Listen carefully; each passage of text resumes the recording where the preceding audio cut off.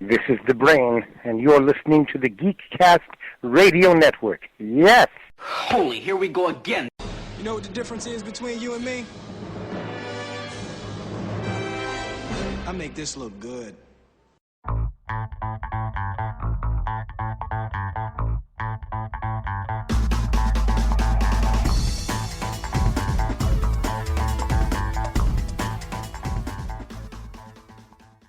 Hello and welcome to another episode of the Cinema Geeks. I am one of your Cinema Geeks, Optimus Solo, and joining me for today's special record is Hard Candy Mandy. Werder.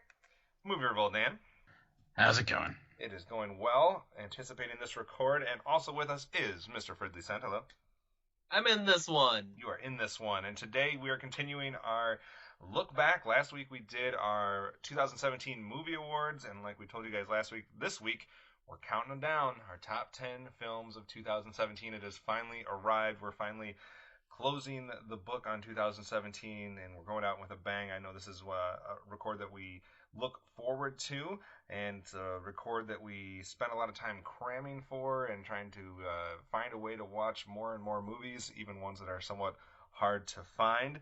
Amanda, we'll start with you here, just kind of some quick talk before we get into the actual list. How was the year overall for you, and how was coming up with this list? Was it easy? Did you have some choices that you had to make, some tough ones? Any regrets as far as movies you didn't get to see that you thought might have ranked high for you? Oh, Lord. No, I think that we managed to get in all the ones that I really wanted to see. And I think the hardest part was ranking the comic book movies, really, picking which ones are going to be at the top, which ones are going to make it in to the top 10 here. And deciding, I guess, my top 10 was, it's always hard. Always. There's a few that I definitely knew that I wanted on here, but filling in the gaps was hard, and repositioning and all that good stuff. Yeah, we try to catch most of the movies throughout the year. I think Amanda by far saw more movies than I did this year. I think I was around 110. I think Amanda probably was closer to 120 or so. I think the biggest two regrets for me was the Florida Project and Call Me By Your Name. We did not get to see either one of those two. But other than that, I saw most of what I wanted to check off as far as catching it before here. Dan, you probably saw more movies from Thanksgiving until today than Amanda and I saw all year, I think. So what was the last 2 months process for you like, and was it a big blur, or could you keep everything straight? Yeah, I ended up watching like 106, 107 movies all year. Honestly, probably 70% of that was, November, December, beginning of January. I think the benefit of it was being able to watch a lot of movies after a lot of the hype, a lot of the conversation was already over, so you can kind of go in a way fresh, because it's like, it's kind of, we're on to the next thing. So that was interesting, and I was able to, I think, avoid, like, I looked at my list of movies I've seen, and only 3 of them were movies that I regretted watching, and maybe 10 more were ones I would say are objectively not good films. So it's been a really good year for me. I avoided a lot of movies that seemed like I had no interest in, or different, like, there are some movies that my most anticipated I still haven't watched, but like The Circle, for example, but it's been so widely panned. I'm like, do I want to waste the time? You don't. So it's been beneficial. It's like, let everyone else sort it all out, and then I can kind of pick up the good stuff. Nice. And do you have any regrets as far as a film you did not get to before this? The biggest one would be Phantom Thread. I didn't get a chance to see it, but I will be seeing it. I go to the Best Picture Showcase every year, which I just got tickets for today, so nice. I'll be seeing it then. So I didn't want to spend money twice on the same movie. That's the one time a year where I regret that we don't live closer, because I would for sure go with you to that Big Picture Showcase. So it always sounds like a lot of fun. Matt, question for you. Not how many movies did you see in 2017, but how many trips to the theater have you had for 2017 films? Oh, that's not fair. 15 or 16 at least. Nice. And how many total movies? 11 or 12? 12? 12. All right, so that means at least 4 or 5 extra watches there. Were they all Star Wars The Last Jedi, or was there any other movie over the course of the year that you went and saw, without naming it, that you saw twice? No, just The Last Jedi. Okay. All right. I think we'll get right into it. I don't have anything else besides the two regrets I wanted to get out there. We can talk as we kind of start unveiling our list if there's any themes or anything that kind of stuck out to you as kind of like a thing for 2017 films, and then we'll kind of wrap it up as to how we feel like the year was overall towards the end after we give our honorable mentions. So let's start with you, Matt. What is your number 10? All right, so I struggled with my number 10 because I figured I could do something. I could be diplomatic, but then I decided I didn't do that. So my number 10 is Valerian and the City of a Thousand Planets. It's got some problems with it, right? Like there's stuff that needs to be fleshed out that needed more time, but it needed to not be longer. Like I enjoyed it overall, and that's why it's my number 10, because I think my number 11 and 12 I didn't enjoy enough. Interesting. I'm interested to see which ones those are. I think you're right. Valerian had a lot of good ideas, and like we talked about in the movie awards, some decent things going on with some of the visuals and some of the individual scenes. I think there was some issues kind of overall with some of the how they tied it together, but I wasn't nearly as bad as I thought it might have the potential to be, because we were talking about Jupiter Ascending and stuff like that early on in the year, and I don't think it got to that level. So, Amanda, what do you have at your number 10? I never know what is going to be on Amanda's list whatsoever, so this is always a fun thing for me. I have it all blocked off too, so you can't see my list here. Yep. Okay, my number 10, and I just moved all these around. She just spent like the last hour like reshuffling her entire list. My number 10 is 3 Billboards Outside Ebbing, Missouri. I think this is one of the movies that I think a theme on my list here is movies that really super affected me, and then movies I had fun with. There's no like in between here. And this is one of the movies that really affected me. And seeing the previews, I was excited to see Frances McDormand. Is that her name? Yes. I really think that she was top notch in this, and her attitude and her demeanor throughout this whole movie was great, and I really got a lot out of it. All right. 3 Billboards. It's one of the more polarizing films, I think, of the year. There was either people that loved it or people that really didn't like it. And I think the performances and some of the dialogue is what kind of won it over for me. So I'm glad to see that one on your list. I will go ahead with my number 10 next. And this was the hardest spot for me on the list. Usually I say like, 7 through 10 was hard, or 5 through 10 was hard, or it was really 10 through 12 that was hard. And since only one of them ends up actually being on this list, that's probably the spot I'm agonized about the most. And just kind of with how it stuck with me, even though it's only been a short time since I've seen it, I just think there's a lot of stuff to unpack here, and I think with multiple viewings, I don't want to do that thing where like there's a movie that's almost like an instant classic or going to be like one of the most remembered movies of the year that you don't rank really high when it came because it was just too early or you didn't have enough time to digest it, and then like 5 or 10 years later you're like, how did I not have that in my top 10? So I'm trying not to make that mistake here. I'm going with The Phantom Thread for number 10. I just think that there is a lot of different things as far as Amanda's not giving me a good look. When it comes to relationships, when it comes to the give or take, when it comes to who's in control, who's not in control, or the compromises you're willing to make for a relationship, I don't want to speak too much on it because I really need a second viewing to fully maybe understand it or get my bearings on what I actually think it's saying as a film. But the performances are great. Daniel Day-Lewis is always on the top of his game, and even though I'm not a diehard PTA fan, I haven't liked everything he's done. I think there's enough here to warrant it being in a top 10. I know it's not making a lot of people's list because of the time period that it came out, as far as right towards the end of the year, and even those people that did see it don't have it super high, but I'm willing to trust that on second viewing it's going to even be more worthy of this, so I'm giving it my number 10 spot. Amanda, do you want to disagree? Yeah, dude, like you liked it enough to put it in your top 10? Or are you just like so blinded by the fact that Danny Day-Lewis was in a fucking movie this year? No, I really think there's a lot there as far as, I think what got it for me the most, and maybe it's fitting for our time in our life right now as we're engaged and planning a wedding and whatnot. And I'm not saying that this is in any way related to our relationship, but it does do a lot where it's talking about an individual who is very independent, very stubborn, very used to being on his own and doing his own thing and being consumed by his job and his passion and that type of thing, and completely against the idea of compromising for anybody, and how she's able to, without getting into any specific details, kind of challenge that and challenge his ability to make room for somebody else in his life. So I think there's some stuff there to unpack. Well, you're welcome. And for dragging you away from this computer every once in a while. Exactly. All right, Dan, what's your number 10? Interesting. I was curious of what would be regarding that. I think that's one thing about doing, since we don't do movie reviews typically of films out throughout the year. I have like no idea what's going to be on your list, and I'm actually curious if we're going to have any crossover on all four of our lists. I'm thinking there'll be maybe one movie, maybe we'll see. But for my number 10, I talked about how sometimes it's nice to be able to watch everything when all the dust settles. And what I find unique, like when I try to do in December, January, was look for films where I feel like there was no one talking about, and see why that is. And oddly, one day, this movie that I came across, it was on Amazon for like $5 to buy, and it was kind of weird. And trailer looked intriguing, and it had decent reviews online, but I heard really no one talking about it. But I went in with like zero expectations and ended up really being pleasantly surprised. And that movie's Lane, 1974.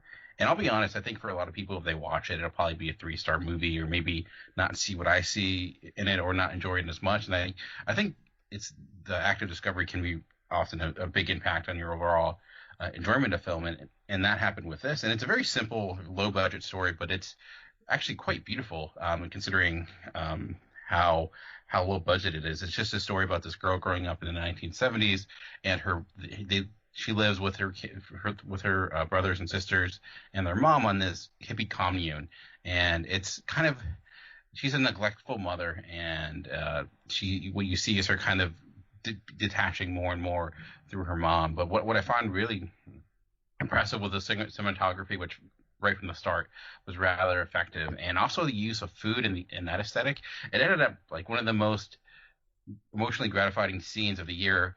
For me, became a moment of someone eating a bowl of cereal, and that was because of this film. So it's not maybe the most thematically weighted film in the world, but I thought it was just effective and hit the sensibilities of what I enjoy the most. So it's Lane's 1974. It's directed by a first-time director who actually, it took like a very long time to make it, but I think it was, I think it's something that deserves more attention. Again, don't go in with huge expectations because it's on my top 10, but I think most people would at least walk away happy. Interesting. We'll have to check that one out for sure. I have not. I've seen it on your list and seen a couple things from you on either Letterboxd or Twitter, but I hadn't had a chance to actually check it out yet because that's the only time I had heard of it. Matt, what do you have at your number 9? My number 9 is Pirates of the Caribbean: Dead Men Tell No Tales. I like the Pirates of the Caribbean are pretty much the only pirate movies that we get ever. And they're definitely the only ones that make money. So, I go and see them. I kind of like how they've gone into this meta, we don't even care. We know what we are, fixture. Because, the first 1 or 2 or maybe even 3 were, just serious pirate movies. And then by, 4 and 5 and 6, they're just we're Jack Sparrow does dumb stuff movies. And somehow I like all of those equally. They're all so much fun. I don't think this one's anywhere near the top of the list best one, but I also don't think it's the worst one either. And I like that they have cameos from classic characters in it. I like that it simultaneously feels like a final movie, but there's still room if they decide they're gonna make more in the future. They sometimes say they will, sometimes say they won't. It's fun. That's what I want. I want fun. This was my number 16. I was super excited for this because I do love those films too, Matt. I think they are really fun, and even though it's become how dumb can we make Jack Sparrow look, there's still some really awesome moments, and the action's always great, and the visuals are really amazing. I do think it was a step in the right direction after the last film, because I didn't like the one before that as much. I think that was the least of my if I was ranking them, it would be at the bottom. So I think this took a step back in the right direction, made it a little bit more like it had some sensibilities or some connection to those first 3, and some of the cameos were cool, and some of the things that they kind of explained from a backstory were good. I think it's a fun time if you just want to have some fun and you're a fan of that franchise. I think this would be a good addition to it for you. Amanda, number 9.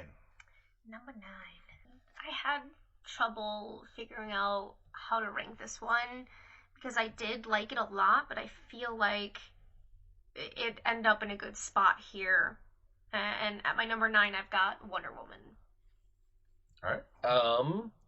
I have that higher. So you cannot talk about that one yet. We forgot to mention that to the listeners, but anytime a film comes up that somebody has higher, we're going to table it until that comes up in the higher spot. So Amanda does not get to talk about that yet. So I will go on to my number 9, which I'm also not going to be able to talk about. So I'll just say it, and then we'll skip ahead. So my number 9 is Logan, and I know somebody's going to have that higher. So we will wait on that one. Dan, what do you have for your number 9? I'll just say you're correct, sir, as it's on my list as well. It's my number 6, but my number 9 is the film Nocturama by Bernard Bonello. I can barely say my own name, so I don't know why I attempted to say that name. But it's a French film centered on this group of kind of disenfranchised or kind of teens that spend the first half of the film kind of planting actual bombs across the city of Paris, and then the second half they kind of are in a holdout in this mall. And it's just, I think what it really works is like what made it really effective is right in the first half. What you see is this really methodically placed, well-edited movie where you have this group of individuals where every moment it's so precise, and they're putting all this together. You don't really know what's going on, but just something seems off. But in the second half, it really slows down, and I think you really dives deeper into the ideology that drove them to this place, and it often, I think, is a reflection of what happens in which the remorse or just the reflection that can occur when someone would go after those type of actions, as well as kind of a negative criticism of the materialistic culture that's been built around them. And I think it's both kind of going after the millennial youth as well as the culture that helped craft the world that they now live in. It's fascinating with really strong young performances, and the last 15 minutes, 10 minutes, or some of the most chilling filmmaking I've seen all year. It leaves enough up to the imagination, but it says a lot. I think even being a French film, it's certainly a lot of what it's going after is very universal. And it's really, I think, well done. For some, it is methodically paced, and I know for a lot of people that reviews that I've read, they aren't as high as the second half because they feel like it kind of loses itself. But I felt that was intentional, and I think it allowed you to kind of seep into the holes of the things that they actually believe.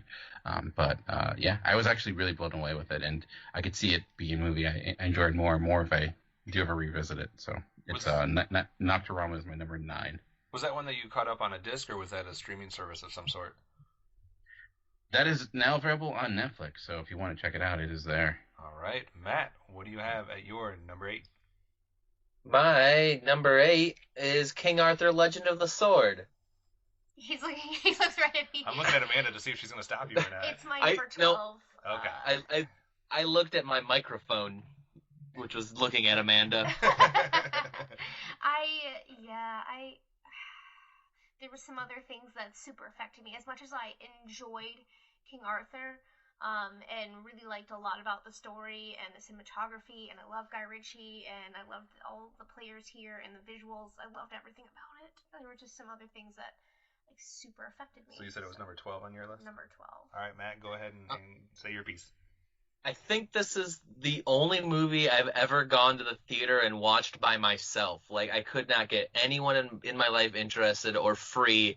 And I went and saw it by myself and enjoyed it quite a bit. Like, we do not get fantasy movies that aren't Narnia or Lord of the Rings or some other, tied. And this is arguably a franchise, right? You never get just the straight up nothing, I guess. But this doesn't have the big. It's not attached to any big property. I don't think it doesn't have the draw that a Lord of the Rings movie would have. And they definitely did not do the classic Arthurian legend. They took it in their own way that was really, really cool. And I like that they stepped outside of the box. I wish it had made enough money that we might have gotten another, either in this world or just another fantasy movie ever again. but it was not to be. I think a lot of people appreciated a lot of the Guy Ritchie aspects or some of the choices that were made with this one, and I think it surprised some people that thought it was really going to be like one of the worst films of the year, and I see a lot of people kind of putting it up there higher than was expected towards the beginning of the year, for sure. Amanda? I'm sad it's not higher on my list. What is higher on your list? What's number 8? My number 8 is the Justice League. The Justice League? That's so much juice. The juice. So you had said you had Wonder Woman at number 9. Yes. And now you're coming out swinging with Justice League. Justice League number 8. Anybody got anything to say about Justice League? No. Can I talk about it then? I liked it a lot, you guys. I've been waiting forever for this movie, and I loved the matchup that we got. I think that this really geared me up for the Aquaman movie, like I wasn't already, but it gave me what I was kind of looking for when we got Batman versus Superman, and we got these little snippets. I'm glad we finally got to bring the team together and get a look at their dynamic. I had fun with it. I'm glad you enjoyed it. I mean, the villain, let's be honest, the villain was shit, alright? But I liked it better than the bad guy in Wonder Woman. Okay. I thought they were pretty similar, but I had more fun with Justice League. It wasn't as sad as Wonder Woman, so I just kind of kicked it. I just was like, you know what? I'm going to put it just a notch above. Just a notch above. Anybody have any other thoughts on Justice League before we move on? I'm the only... I ended up liking Justice League more than I thought I would. It's weird because, being directed by both Zack Snyder and Joss Whedon, I think you could see elements of Snyder here and there, and overall I think you kind of got like a melding of the two, but I think there are certain moments where it's like there's definitely Zack Snyder, like the one action sequence where Superman awakes, I'll just say for people who haven't seen it, but I think it's a good turn in the right direction for DC. I thought Henry Cavill was really finally becoming Superman in a way that is fitting of the character. So I hope they see that and are able to continue in the right way going forward. I like the side of Superman that we saw in this.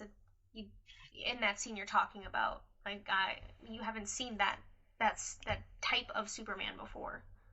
That those emotions that he was crossing his face, even it was freaky. All right, so Justice League at your number 8 for my number 8. I wasn't sure if I was going to relate to this one or not because I wasn't a huge fan of his last outing, but I think just the artistry behind it, the choices that are just so clear. I'll just tell you that it's probably my number 2, so you're probably going to have to wait on that. It's The Shape of Water. It is, so I will wait on that. All right. Okay. Go ahead, Dan. Your number 8. My number 8, I know you guys have seen this, so I don't know if you'll be in your top 10. My number 8, though, is Good Time. Nothing? Okay. I'll keep it on. Directed by the Safdie brothers and starring Robert Pattinson, who I think he's done really good performances previously, The Rover, even in Lost City of Z, but in Good Time, he gave, I think, one of the best performances of the year for me, and it's just again, I love movies that all take place within one day, and this kind of is just like the night where everything could go wrong, and he's a really vile character in a lot of ways, and he really is. He does horrific things, but I was just fascinated by it, just in the way it unfolded. Like it was, it's one thing you say I have no idea what's going to happen next, but this one literally, it's just like the map of events that happen is so oddly paced, but in a good way for me, I thought. It also looks great, and I don't know. I understand why a lot of people have issues with it because I think the morals of it are icky, and it can make you feel bad because there's not much hope in it. But I just thought it was like I said, fascinating in that way, like a car crash where it's intentional and you still, it's, I don't know, it's basically what I think they call those destruction derbies, if you want, but I don't know. But a lot of it was because of Pattinson and just the energy he brought to the role, and I know. There are moments in this I think I won't forget, especially like the fun house sequence and the use of a Sprite bottle. I'm always going to look at people differently now because of that. So, it's my number 8. It's a good time. Yeah, this is in my 20 to 30 range. I think I had it like 28-ish. I appreciate the most out of this film is the realism that you get. It reminds me of something like Blue Ruin or whatever, where you get somebody who's in the situation and they are acting like a normal human being would. I mean, he's not that he's necessarily normal. He is a little bit twisted, and his moral compass is not quite pointing in the right direction. But he doesn't develop all of a sudden into like this Jason Bourne character or this like superhero that is all of a sudden have this like special skill set that's going to get him out of this situation. So I appreciated that as you're watching this, it's like he's making mistakes that a normal human being would make. Like he has a plan, but he's also in a heightened sense of tension and drama. So he's not going to think 100% clearly all the time. He makes one of the biggest mistakes I think I've seen in a movie in 2017 as far as a specific choice that he makes that doesn't turn out being the right choice. But I liked that aspect about it. I liked how it just felt like we were watching a normal person that's slightly off, but then put in a situation kind of how he's going to react from this and how he's going to try to achieve the goal that he has for the film. So I appreciated this one quite a bit. That's why it's in my top 30. Amanda, what did you think of Good Time? I think Robert Pattinson's performance was great. I mean, he's come a long way from Harry Potter and Twilight. I think he is doing a lot more films that take the hard work. He's got to put the effort in, and it shows. This movie, I just, man, just stumbling over myself here. It was hard to watch, and the decisions that he was making, and it was just like a struggle. Like I felt like I was struggling to get through the movie, like he was struggling to get through the night. Okay, fair enough. Matt, that brings us back to you for your number 7. This is where I have Wonder Woman. All right. I don't have Wonder Woman on my top 10. I don't either, so go right ahead. Okay, Amanda, you want to go first? I don't even know what to say anymore. Jeez Louise. I liked the visuals here. I liked getting more of Diana. I believed her abilities so much more in this movie than in Superman versus Batman, or Batman versus Superman, whatever that order is. And I loved seeing where she came from. I love seeing Themyscira, and I liked the band of brothers that she kind of happened into. I liked the camaraderie, and it did have some heart. I mean, it had some faults, but it had heart, and it had some cool moments. Matt, you want to bounce off that? Yeah, I really liked this. Like, I think it's the best DC movie we've gotten. Like, maybe ever. Definitely in the current wave, but maybe ever. Like, and I think they did such a good job with all of the tertiary characters, like the ancillary guys. Like I think one of my biggest problems with Rogue One was that I didn't get enough from everyone, and I feel like this did that. What was essentially a very similar movie, but did it a little bit better with all of those side characters. Like, I really enjoyed how they came together, what they did, and the sacrifices they made. I will totally agree with what Amanda said on Justice League, that the main villain of this movie was probably its weakest point. Like, they didn't do a great job with that. But, I mean, even Marvel, who nearly knocks it out of the park every time, struggles having a great villain every time. So I think DC's on the right track. I think this might have been their best year, and I think that I look forward to their future. I liked Wonder Woman a lot. I think what kept me from elevating it higher, in the list of films that I watched this year was just really that final act. I did not care for the bad guy in Wonder Woman and kind of the CGI fest that happens in that final fight scene. But I think there are some great moments, especially in the first 2/3 and with the No Man's Land scene and some stuff like that. So I think it definitely was a step in the right direction for the current wave of DC, and definitely the best thing I've seen from that universe and from DC in general since the Dark Knight trilogy. So I think I had Wonder Woman somewhere in my 30s, but if it wasn't for that last act, I think I'd have it higher. Amanda? Well, I'm going to keep the comic book stuff rolling here with my number 7, and that's a movie I had a super good time with, and that's Thor Ragnarok. I have that higher. Okay. All right. I have superhero movies really high because that's all I saw.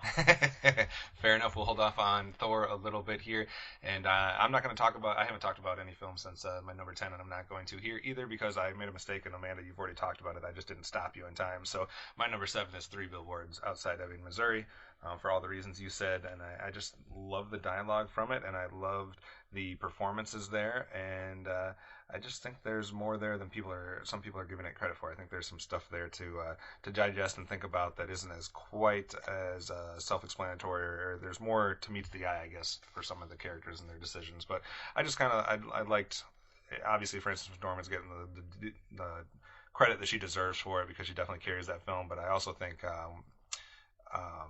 whatchamacallit, the guy that was in everything this year. Woody Harrelson was fantastic as well. I was like, I wanted to say Matthew McConaughey. I'm like, that's not the right name. But Woody Harrelson was also great in this. So Three Billboards Outside Ebbing, Missouri. I was a fan. It's my number 7. Dan, what do you have at number 7?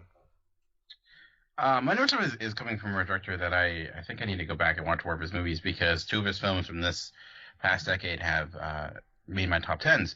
A few years ago, it was a film called like Father Like Son, and the director is Hirokazu Kurita. Again, I don't know why I'm even attempting these names, and I apologize. But the film is After the Storm, and Like Father Like Son was this more story. It was basically a switcheroo situation where a family got the wrong son at birth, and they found out years later, and it sounded like a bad sitcom, but it ended up actually being a really effective film that kind of got into the classic nature versus nurture way, but in a really interesting and complex way that also seeped into culture, especially the Japanese culture. I should mention it's a Japanese film. And After the Storm is similar. It's very based in family, and I think that's one thing the director does well, utilizing kind of really not very large and over-the-top family dynamics, but really kind of down to earth, and just lets us be with these characters. The premise of After the Storm is basically this father is just trying to reconnect with his son and estranged wife, who is now kind of gone off and is seeing another man. And he also has this interesting relationship with his mother, and she's trying to get them kind of all back together. And they end up having this reunited night together in her grandmother's apartment as monsoon is coming. And it's just legitimately you're just in this apartment as they're kind of communicating with one another for a good 40 minutes of the movie. But it's just really effective dialogue and strong characters, and I like movies that let you just be with characters and let their kind of relationships unfold in a natural way. And it's never trying to be, I think, something profound, and I think there's actually a specific conversation where they kind of laugh at that notion, but it ends up being in that way. So it's and it's kind of, there's all these little pieces too, like the father is a former writer who is now working for a private detective because he can't find a job. He has also gambling problems, and it goes back to his father. So it's, I don't know. It's not a movie I think that will blow anyone away because it's not really trying to. But for what I like about movies, it fits right in, and I just really enjoyed it. So After the Storm is my number 7. All right, sounds good. Another one I need to add to the list of things to watch. Matt, what do you have at your number 6? My number 6 is Logan. Has anyone got that high? That is also my number 6. I have Hey. it slightly higher. Okay. Okay. We'll hold off on that until it comes up on Amanda's list then, and that would be the first film that's going to appear on all 4 of our lists as well. Amanda, what do you have at number 6 then? I have John Wick Chapter 2. Everything I love about movies. Can I talk about it? Ass kickery, sweet ass guns, cool suits, blood. Keanu. Explosions. This was a tough one for me because of how much earlier in the year we saw it, and I almost watched it. I almost put it on last night just to like refresh my memory and try to make sure I'm not discounting it just because it's been so long. Because I thought it was definitely picked up with the steam that the first one gave us, and kind of gave. I think a lot of people are saying this, but it gave it just enough of what we wanted, but it didn't do the sequel thing where it just tries to be the exact same thing, or it tries to elevate it in a weird way that kind of throws it off. It was just the right amount of the similarities between number one. It's in my like top 30, 35, somewhere in that range, just because I need to rewatch it. But Amanda, besides having all those different things, what did you feel like in comparison to John Wick, and did it leave you obviously anticipating the next installment? See, I don't know. I mean, the way it left off, I was like, really? Do we need to, drag this out more? But everything that I liked about the first John Wick is in the second John Wick. And the one thing I didn't like from the first John Wick is not in the second John Wick. So it was perfect for me. You forgot one other thing when you were citing off the different ingredients to it. More Ian McShane. I love that guy. I mean, that's you. All right, so John Wick 2 at your number 6. I will go into my number 6, which may be one that's not on anybody else's list. I don't know. It's a recent watch, so hopefully I'm not giving it some recency bias. But I really just thought that there was a lot to love about this film, and I'm going with Goodbye Christopher Robin at my number 6. It's not on my list. All right, but obviously this is a story of A. Milne, who I always think I'm saying that name wrong, who was the author of Winnie the Pooh, and kind of how he came about writing that story, and kind of the effects that story had on his life and his family, etc. Because obviously Christopher Robin was his son, and that's who that character is based off of, and it kind of follows that journey and that discovery aspect of that.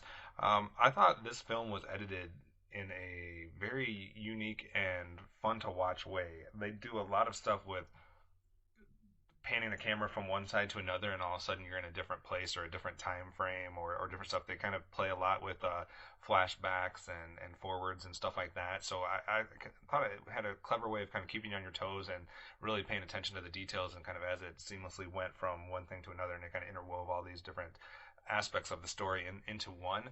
And I just think it also kind of is an interesting thematic movie when it comes to, I guess, somewhat similar to what I was talking about in Phantom Thread, but a little bit in a completely different way, I guess. But how you have someone that is so wrapped up in their work and in their artistic achievements, and how that can have an effect on what else is going on in their life and family, etc., and the sacrifices you make in some of that stuff, and kind of how you can get swept up in a process like that and lose sight of what you were doing in the first place and kind of what's important. So I thought, mean allowing your child to stand in a bear enclosure next to a wild animal to take a picture? That was one of the questionable fatherly decisions he made, yes. I think what bothered me the most is it's such like a heart-warming story from everybody's childhood, not everybody, from most people's childhood, and Winnie the Pooh is such a symbol of like purity and hope and home and goodness, that seeing how it destroyed this little boy's life really was hard to watch. And seeing how his parents were, especially like his mother, was not a good mom. Was absolutely ridiculous. Not a good mom. I think I'm a sucker too for these types of stories, kind of like similar to like Saving Mr. Banks and some of those things, where you kind of get another look inside of the creative process behind a piece of work or a piece of art that we're all familiar with. Like I'm kind of a sucker to kind of see those types of things. So it was right up my alley. So Goodbye Christopher Robin is my number 6. Let's take a quick break then. We've said a lot. We've kind of jumped around a little bit. Let's regroup. We're going to take a quick break, and then we'll be back with our top 5 films of 2017 coming up right after the break. We'll return after these messages. Hey guys, it's Optimus Solo and Hard Candy Mandy. And we just wanted to let you guys know about another podcast out there that we both think you would all enjoy. It's one of both of our favorite shows to listen to, and it's none other than the True Bromance Podcast. True Bromance is a movie podcast hosted by longtime friends Hyro and Barry, and if you like to smile, laugh, and just be genuinely entertained while listening to movie talk, then this is definitely the right show for you. Each week, the guys break down a recently released movie, and not only do they tie in the movie that week to the beers that they are drinking during the show, but they also tie it into a real fun top and bottom 5 list associated with that movie. It's a blast hearing both sides of these lists, and it definitely makes them unique amongst all other movie review podcasts. So we definitely want to recommend all of you guys to go check out their show. Just search out the True Bromance Podcast on iTunes, Stitcher, and all other podcast platforms. And if you listen via iTunes, do us a favor and leave them a 5-star review. And don't forget to let them know that the Cinema Geeks sent you. Hello, everyone. This is JD from the In Session Film Podcast. Each week, we review the latest from Hollywood, California. Well, yes, Brendan. We also give top 3 lists. Okay, yeah. Thanks again, Brendan. Additionally, you can hear us talk other movie news, trailers, varying movie series, or other interesting film-related topics, and even rants and raves of the week. On top of our main show, every Friday, you can also hear our extra film podcasts. You can listen to the In Session Film Podcast on iTunes, Stitcher, SoundCloud, or at InSessionFilm.com. Listen to the In Session Film Podcast every Monday and Friday. Subscribe today and hear me verbally beat JD like a Cherokee drum. No. That's not how this works, sir. On the Simplistic Reviews Podcast, we talk movies. We talk TV. We talk. Hello, Julie, what the heck are you doing? Trying to make our spots sound more exciting by adding explosions. Yeah, I'm pretty sure you could have got the point across with sound effects, not the real thing. Car. Download the show on iTunes or at simplisticreviews.blogspot.com. I'm sure your insurance company will cover that. No, they won't. No, they probably won't. Hey, Chad. Pinky here, of Pinky and the Brain, the smarter one, if you don't mind saying so. I love listening to the Geekcast Radio Network.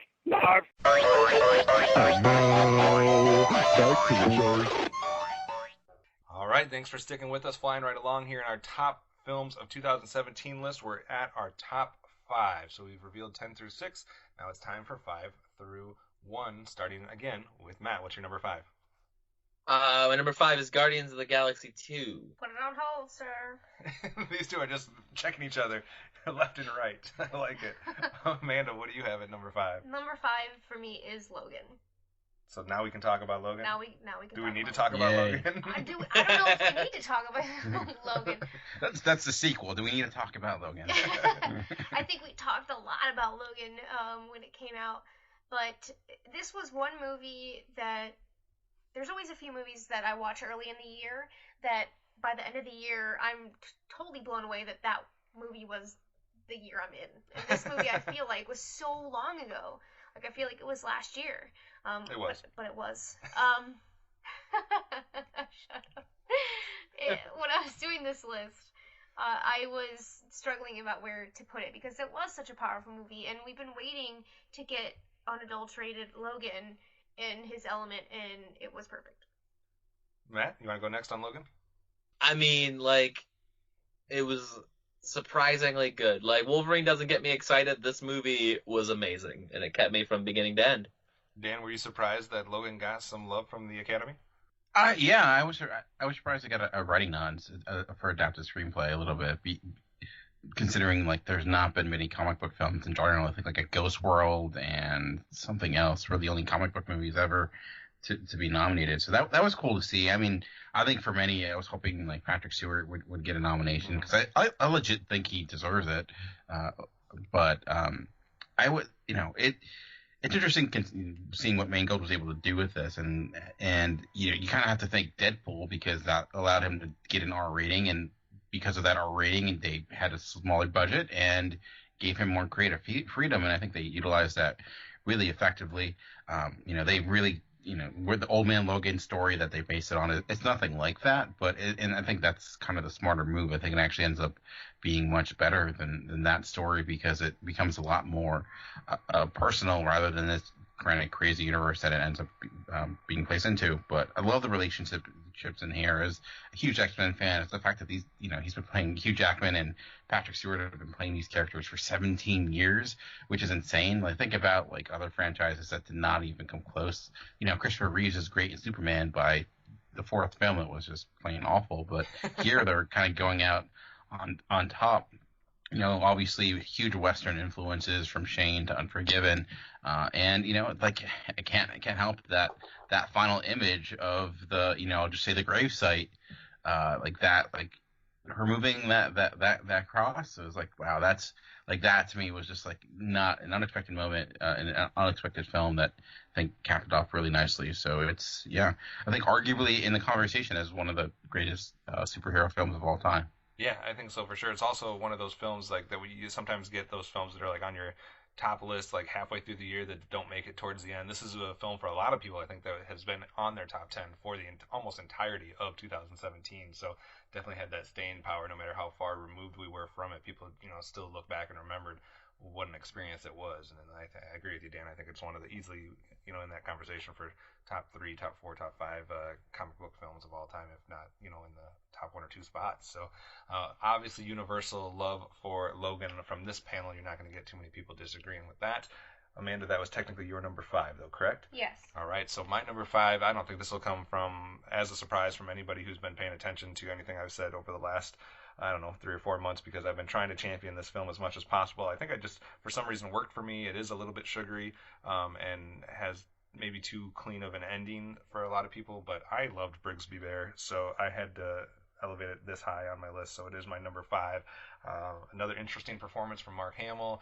I just thought the humor worked. I thought some of the, I don't know if you want to really call it fish out of water, but some of that kind of aspect worked, and I don't know why it worked so well for me. I've only seen it the one time, but I had a lot of fun. I laughed a lot, and I thought there was some interesting, dramatic beats to it as well. So I'm a big fan of Brigsby Bear, so it's my number 5. This just dropped out of my Yeah, top 10. I was the movie as well. Is it in your top 10? No, it just dropped out of my top 10 like an hour ago. It's my number 13, and I surprisingly like this movie. I thought it was going to be total shit, and I had a lot of fun with it.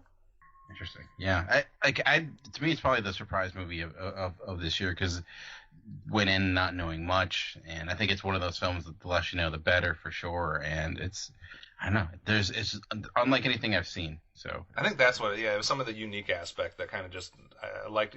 People that say that there's nothing original in Hollywood are just not looking, maybe not in Hollywood, but in cinema are not looking hard enough, because this is just one example of a lot of stuff that's been mentioned already, or that might be mentioned, in our honorable mentions are still to come, that are very original and unique concepts. So Dan, what's your number 5? Yeah, the earnestness of it just, I think, was super unexpected. I think it kind of went in thinking, it's from people that were in SNL, it's going to be this, comedic film, but it ended up actually being quite earnest, which was unexpected. My number 5 is my favorite animated film of the year, and it's The Red Turtle. We've been doing the Hayao Miyazaki retrospective, and obviously that's related to Studio Ghibli, which helped produce this film, but it's not the same people as it's their French division. And it does have an interesting take with that, because it does feel like a combination of those two styles. When I think about it, like the thing I think about the most with The Red Turtle is the perspective that you're in watching it, and you're always really far back. Like you're really becoming this ultimate observer as you see this man like try to stay alive in this island he's come to a strand on after a shipwreck. And just again, I think it's a movie that the less you know, the better. Just some things happen involving a turtle, and as a big piece of this film is the fact that there's not much dialogue. And I honestly didn't really even notice it. It's not even something like if someone asked me after the movie, like, oh, was there dialogue in that movie? I'm like, yeah, there was, but no, there actually wasn't. There's some grunts and stuff in here and there, but it's just it's just so well told visually that it's never really comes up, and it just becomes this really interesting take on family and what can happen. I'm trying not to spoil it. I'll just say it goes some unexpected directions, and certainly has like a lot of my films, oddly enough, has themes that certainly deal with family, and it also has a fantastic score as well. So I know for some it's like a 2016 movie, but I think it didn't really come available to the U.S. audiences until this year. So it's actually a really strong year for animation, I think, despite because you have this and other animated films that might come up. But yeah, so if you're a fan of Studio Ghibli or even not a fan, because I know some people that who don't like anime or anything like that, it is very much its own type of style. So. And this one's on either Hulu or Amazon currently, right? One of the two? It's streaming through Stars, actually. Stars. That's how I was able to watch it. All right. Matt, that brings it back to you for your number 4. My number 4 is Spider-Man Homecoming. You're good to go. Really? That's... wow. That's my number 22, bro. Wow, in Justice League. Wow, okay. Like, I loved this movie. Like, I was 100% against the reboot. I loved Andrew Garfield. I love what they had done. I was so happy they had finally done Gwen Stacy justice in a movie form. I was absolutely against rebooting it. And I don't know that I could have been more wrong. Like, what we got was amazing. I love that it's a part of the Marvel universe, but also, like, we have this thing where there's these giant galactic battles and people coming into New York through space portals, but also it can still feel like the friendly neighborhood Spider-Man. They managed to capture Spider-Man like perfectly. I really loved this, and I can't wait for the myriad of sequels that they're going to just crap out. I think it's just a sign too of what a good year it was for comic book films in general, because there were so many that people could have ranked high. We've already heard a few of them, obviously, with Logan, Wonder Woman, and the like. So I mean, it's just a loaded year for comic book films, and a lot of them were good. I think Spider-Man easily has, like we talked about last week, a couple of the best moments of the year as far as tense or jaw-dropping moments with the answering of the door and the car ride, etc. So I think there's a lot to love about Spider-Man. For me, it just kind of got knocked down a little bit because of some of the other superhero films I had slightly above it. Amanda, thoughts on Spider-Man? Yeah, I don't disagree that it was a great Spider-Man movie, and Tom Holland was amazing as Spider-Man, had some awesome moments. It just didn't wow me, so I didn't have it higher up. Okay. Dan, any thoughts on Spider-Man? Yeah, I liked it. I still, I think it's, again, similar to Justice League, a step in the right direction, because I was not a huge fan of the last Amazing Spider-Man. I like what Tom Holland's bringing to it. Obviously, huge John Hughes influences, and I think what we saw this year, and with Guardians and with this, is that people talk about Marvel having issues with those villains, which they do, but I thought both of those films actually had two of the better villains in their, based upon the performances and the characters. In that car scene, like, this high, hugely budgeted, all the special effects, and one of the most tense scenes is just a car drive to a homecoming, which I thought was pretty impressive. So. Yeah, I think good point too with the villains. I think both that and Guardians definitely took a right direction as far as the villains, and I don't think you can complain too much about either one of them. Amanda, what is your number 4? So, up until an hour ago, of course, as I mentioned several times now, I guess, this movie was at my number 2, and now it is at my number 4. So, kind of pains me to say this, but The Mountain Between Us is my number 4. Nothing? Oh man, this movie took me on a ride. I went on this journey with them. You feel their struggle. You hold your breath in anticipation of, every time something goes awry and their struggle to survive. And the relationship that they built was so amazing, and the way that they handled the relationship that they built was superb. I love that the doggy, spoiler alert, does not die. It survives, gets to a good home, and what I mentioned in our awards was one of the best moments that I've had in the theater, and that is the ending to this movie.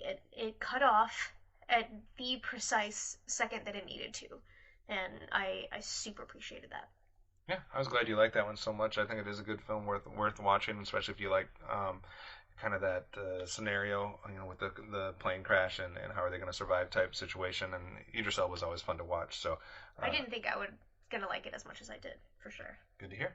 My number 4, no surprise again, if you've been a fan or listener of the Cinema Geeks over the years, I'm a big fan of this franchise, and I think it was a good, hopefully, cap-off to the trilogy. I know they're talking about maybe doing another one, but I guess we'll have to wait and see. But for my number 4, I have War for the Planet of the Apes. I just love... You gotta wait and see if anybody else has it on Nobody their has list. it. Nobody has it in their top 4. What?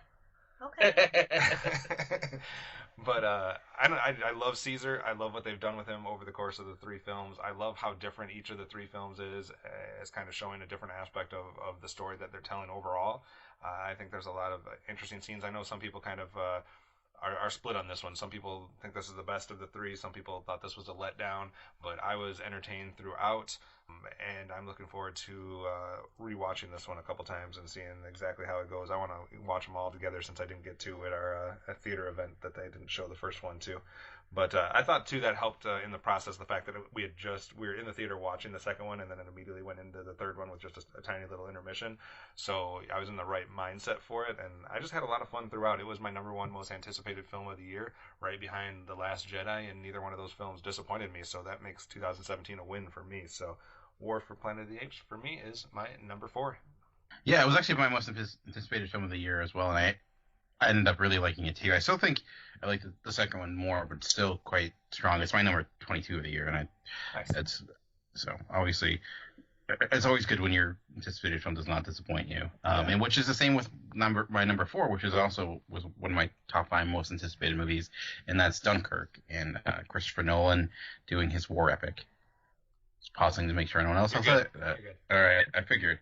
And I know for some people, like, the lack of characterization can kind of drive you away because you're legitimately not really getting to know much more about these people than what's occurring. But I think that, like, in a way, added to the urgency. It's like when you have to kind of learn by seeing, or when you're doing a project and like everyone else, and you just kind of have to follow along and look for cues of what's occurring. And I think heightened the experience for me. The editing is so strong, and especially when everything comes together and how he utilizes time, and the performances, even though many of the characters are not super fleshed out, I think that was fine. It to me just made it seem like, wow, there's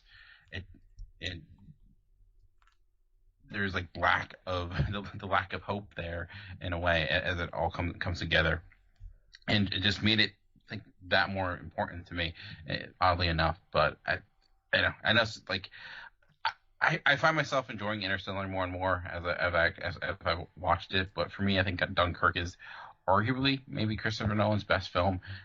It's gorgeous to look at as well, and just I can watch those Spitfires every day. They're just incredible machines. But it's in the conversation for me, like, as one of the best war movies in the last 20 years.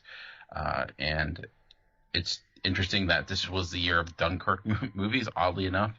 And maybe it's because, like, I find myself, I don't know much about that event, just being able to see the scope of it here. And yeah, it gets a little sanctimonious here near the end, but I felt like it earned that, especially just the gliding sequence.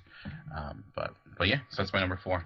I think I missed out on an award that I could have done last week that I'm thinking about now, and that would be like the award for the film that is most likely to rise up over time higher on your list. And I think Dunkirk might be in the running for me for that, because for some reason I just didn't really connect with it the first time. I recognized the artistry there and the expertise from Nolan as far as a filmmaker, and like the awards are showing a lot of the editing and sound and different stuff is superb. I just think I need to watch this again, and I think over time it's going to rise up on my list and give me whatever I felt I was missing that first time.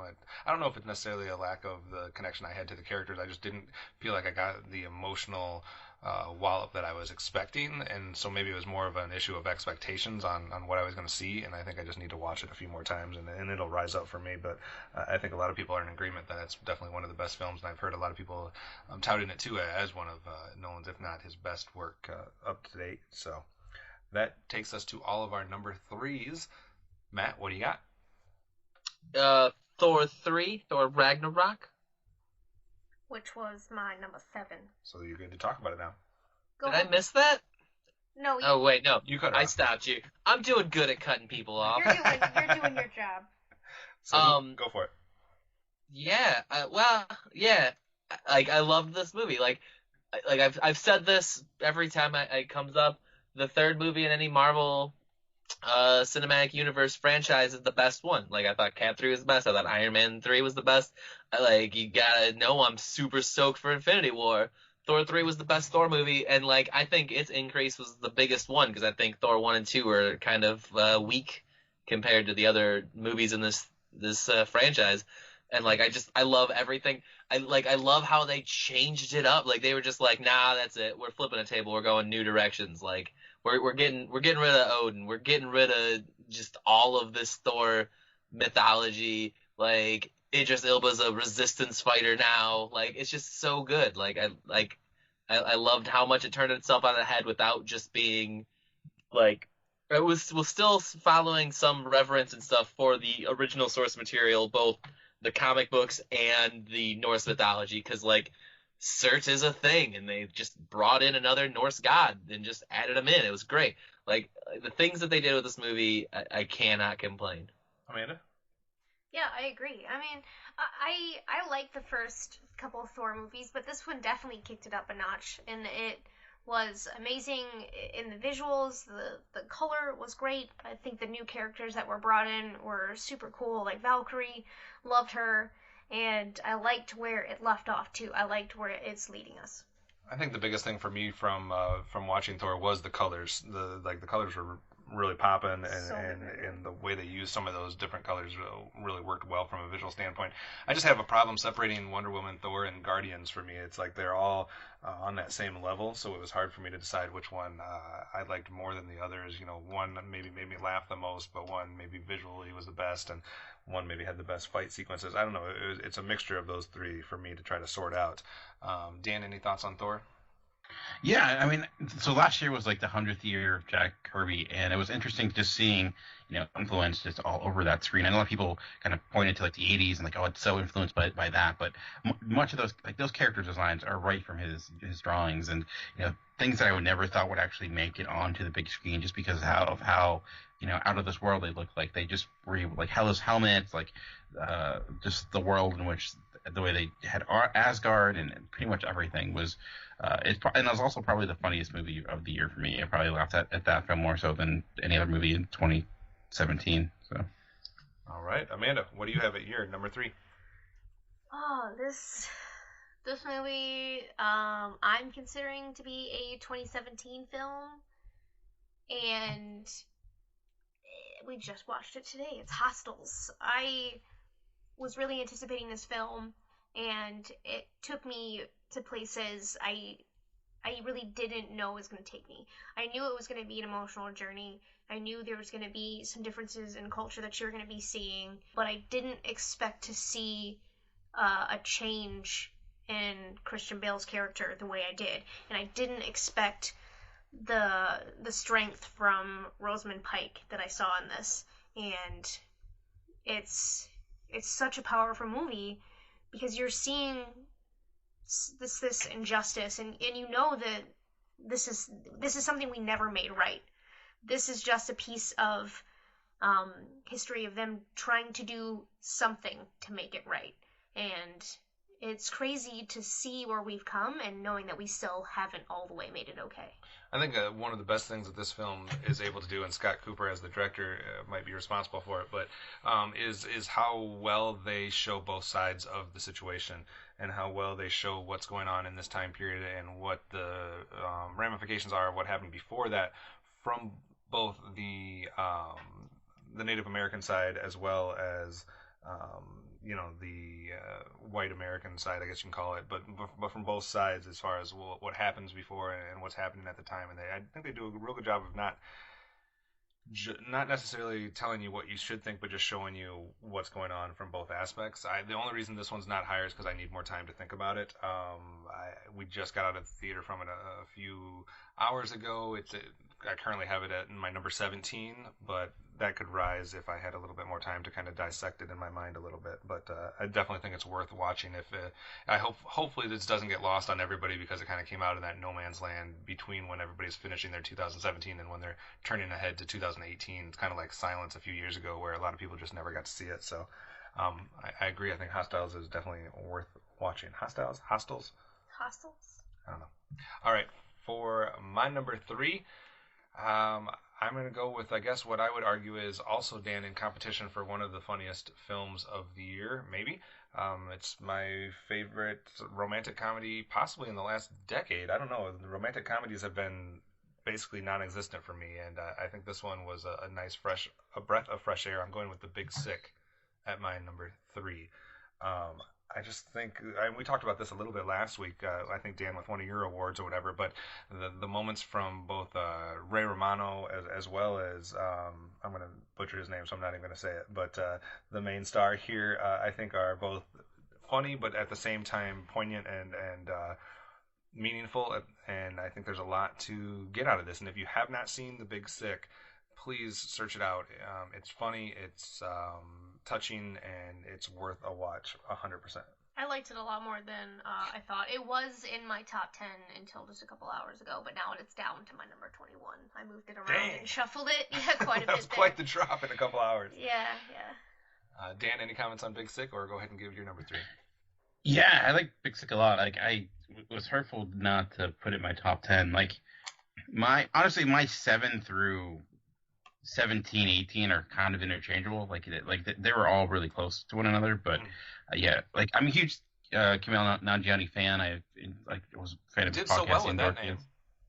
Yeah, it's because I've followed him for some time, and so I I knew much of the story going in, but still it was really effective, and I was really impressed with Nanjiani's like acting skills. Like I know he's a funny comedian, but I think he showed something a little deeper, and showed that he can actually be a dramatic actor as well. I mentioned that like Ray Romano was my spirit animal in that movie, and some of his quotes on society, especially how the internet works. So yeah, I think like you said, it's probably again a good romantic comedy, which is odd, and I was kind of hoping it would get a Best Picture nomination. Glad it got at least a nomination for screenplay, but still, it was well done. All right, what's your number 3, Dan? My number 3 is Personal Shopper. Nice.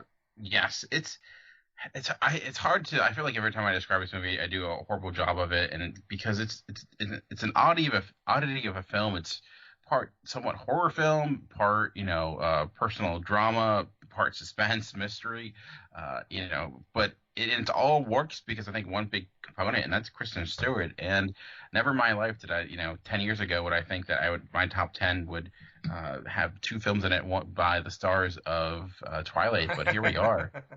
It shows you that like you can't judge an actor sometimes by one film. Sometimes when you have a good director behind you, or you put the effort in, you can give a great performance. And Kristen Stewart has been putting in really good performances as of late. And honestly, she might be my favorite performer of 2017. And it specifically goes with a moment that comes out is the train sequence, and it's just a text message sequence that has been largely talked about. But it was one of the most suspenseful moments, and it was because of much of the fear she was able to display, made it that. And it could be somewhat silly, but it works because she's so committed to the role. So I don't know. I didn't go in expecting to like it nearly as much as I did, and I was just amazed by just the amount of genres and ideas they were able to fit into it. So it was actually my number 1 for some time until I watched some other films, but yeah, it's my number 3. Yeah, this was in my top 10 for a good portion of the year. I enjoyed it way more than I thought I was going to, for all the reasons that you said, in kind of reshuffling in some of the movies I watched over, the end of November, December, and this first part of January. It fell down to my number 18, but I definitely was big on this film, and I think it's a worthy entrant to anybody's top 10 for sure. Matt, there's only 2 spots left. What are you going to go with as your number 2? My number 2 was Murder on the Orient Express. Excellent. Yeah, didn't expect anyone to say anything there. I mentioned in the previous episode I really enjoyed this movie, and I don't know, I don't usually get into murder mysteries, but this one really got me, and I kind of want to explore that genre more.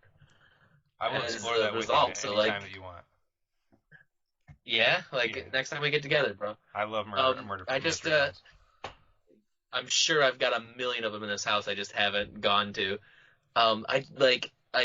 It's rare that a film gets me excited for a genre. Like, usually it'll get me excited for a sequel or a side story, but this one really got me hooked on a genre. So, I don't need to say any more. That's what did it for me.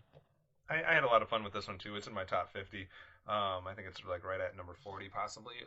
But I agree. I think it's a genre that we don't get enough films in, and I think this was fun. I would be actually interested in seeing more films made out or adapted from the author as well, and see more of the. And you, like you said, you have all the books and different stuff, and there's been other adaptations, maybe whether it's TV series or movies. But I'd like to see some more big screen, modern adaptations of that. And I think the Guy Ritchie, or like we got with that one with Kenneth Branagh, are good people that could tackle some of that stuff. Amanda, what did you have at your number 2? A little bit of a theme here in my 2 and 3. My number 2 is Wind River. This is another movie that super affected me, and I'm like 1/16th or something like that Cherokee. Like my great grandma. Don't get yourself in trouble. My great grandma lived on a reservation. Like it was a big part of like growing up. My grandma was, really involved with learning about the culture and appreciating the culture. So I've always had a really high level of appreciation for the Native American culture. And so seeing what their lives are like today in this film, and seeing a little glimpse of what life on the reservation can be like in that area, was really affecting. And the story itself was hard to watch, but there is a pretty satisfying payoff in this. And I think that the depiction of grief in this movie is so powerful that I'm trying not to cry right now about it, because it's really upsetting and really affecting.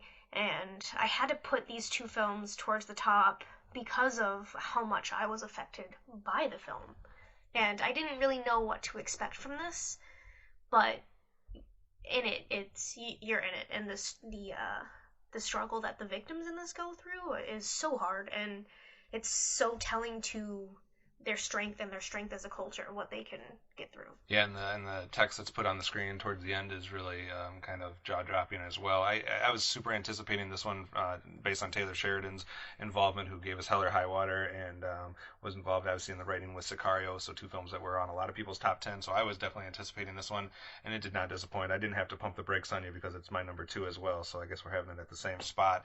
I think Gil Birmingham is being overlooked. I think he deserves more credit. I think he should have. Honestly, I would put him as a supporting actor of the year, because I think it's that good of a performance from him, and the emotion that he's able to show in both times of silence and in times of dialogue. I think it's an injustice that he's not getting talked about more for his work, and I think obviously he and Taylor Sheridan work well together as well. But I think Wind River just has a lot of good things going for it, and again, like you said, pairing it with Hostiles, a topic and a subject that needs the right attention and not the wrong attention that maybe some politicians are trying to throw that way. So Wind River is my number 2 as well. So I'm in complete agreement with you, Amanda. Weird, we got a crossover. We're on the same number anyways. Yeah, Dan, any thoughts on Wind River, and what is your number 2? I enjoyed it a lot. It's actually my number 14, and Jerry Moreno was fantastic, and that shootout sequence, I'll just say, is wow, that was just a huge standout. That moment was just incredible. It was a big build up. I think it's maybe of Sicario, Hell or High Water, or Wind River. It's probably, I don't know where I would put it. I think I like Hell or High Water the most, but it was still really well told, and especially the ending, where it's wow, that kind of hit you with a ton of bricks in the worst way possible. So my number 2 is one that's already come up a long time ago, and by you, Kevin, and it's The Shape of Water. Guillermo del Toro's adult fairy tale that I know people tend to complain that it's a very simple story, and yeah, maybe it is, but I think narratively, sure, it's not, it's not a huge surprise or anything of that nature, but I think visually, in the visual language, is utterly complex, and film is a visual medium. Also, I think there are elements of it that go beyond just that, story of of falling in love with a fish man and how odd that might be. It still utterly works, and it's it looks gorgeous. It also has maybe what I would call the villain of the year with Michael Shannon. This white man in power who's sexually frustrated, has a weird relationship with his hands, and tends to mistreat women. I don't know who else you can relate that to, but for some reason, it's his performance worked really well. He was, it could be a little bit tropey here and there, but I just found it beautiful, and the performances all around, from Richard Jenkins to Octavia Spencer to Sally Hawkins, who I think is getting all the getting the attention she rightfully deserves, was phenomenal. And just the idea of the unheard and the power that they can wield, and I think it's an important message for sure. And I don't know, I didn't go in super expecting to love it, because I think you mentioned, Kevin, that I haven't seen Guillermo del Toro's last movie, Crimson Peak, but some of his other horror films haven't been the hugest fan of. I'm not really much into like the much of the monster films that he based a lot of this off of, but I just kind of fell for it.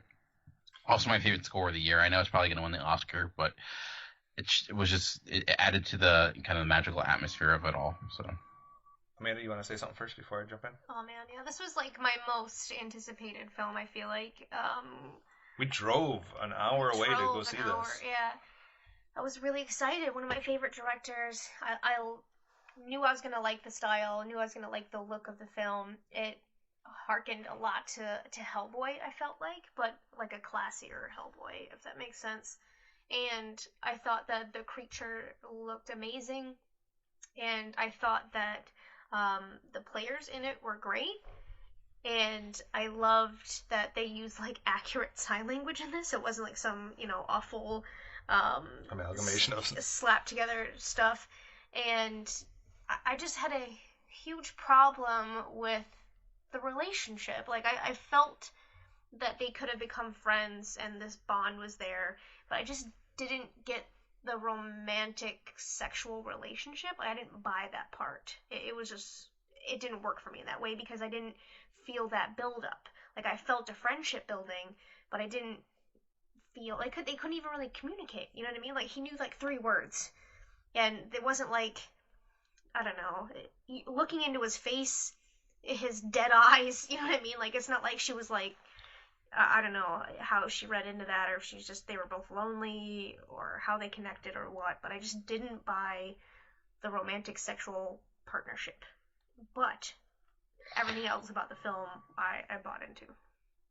Dan, did you want to respond to that before I jump in? Yeah, I can understand that. I think where it like that love became evident to me is the scene in which she's fighting with Richard Jenkins over what they need, like the fact that they need to do something, and like just the utter emotion that she's displaying there. I think it showed it was a connection that was a deep love, and beyond, and maybe it wasn't a physical love per se, but I think that's why it worked. I guess yes, it does kind of somewhat come out of nowhere, and I can understand that criticism, but I guess that's where I felt like that's what was the piece of it that worked for me, was the how they were able to kind of deepen that connection in a way that you saw that it became like a need in a way, like just in how she became such in like it wanted for the first time, in how much that impacted her. I think like that sequence of her fighting with Jenkins about like why they needed to do something, that's what kind of allowed a lot of those moments that it goes in for some things that ended up being rather effective. So but I get why that may not work for some people.